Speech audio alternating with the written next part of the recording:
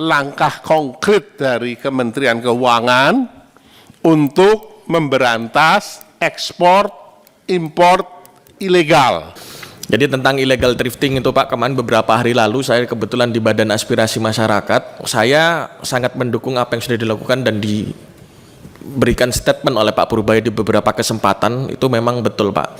Ada beberapa kemarin dari asosiasi itu menyampaikan Pak kami ini bayar 500 juta Pak, sampai 550 juta per kontainer Pak.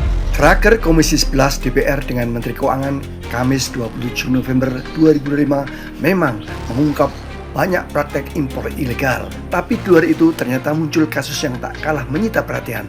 Ini terkait penemuan 250 ton beras impor ilegal di gudang swasta PT Muldazam Sabang Group. Gudang itu berada di titik 0 Sabang.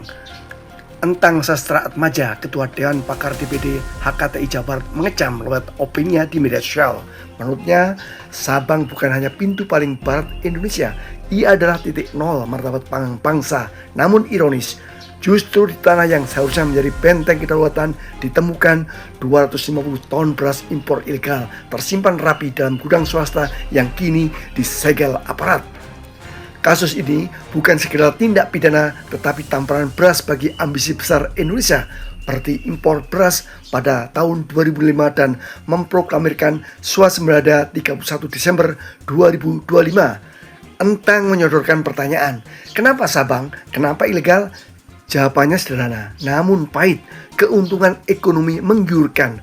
Beras selundupan dijual 9.800 hingga 11.000 per kilogram, lebih murah dari lokal yang harganya 12.500 hingga 13.500 per kilogram. Selisih harganya adalah margin gelap, ladang emas bagi mafia, namun lubang neraka bagi petani.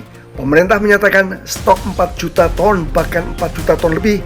Jika stok nasional aman, lalu impor ini atas perintah siapa, untuk kebutuhan siapa? Dalang harus ditemukan, bukan hanya dikejar. Karena yang sedang diburu di Sabang bukan pencopet, melainkan otak jaringan kejahatan kerah putih. Sabang bukan sekedar TKP, melainkan alarm pangan nasional. Ada tangan kuat yang tidak peduli pada target pemerintah, tidak hormat pada keringat petani, dan tak takut pada garis batas kedaulatan. Jika dalangnya tak ditemukan, yang akan disegel bukan hanya gudang, tetapi juga kepercayaan rakyat pada IKER Indonesia bebas impor beras. Dan biaya cukai yang berada di bawah Kementerian Keuangan adalah penjaga terdepan.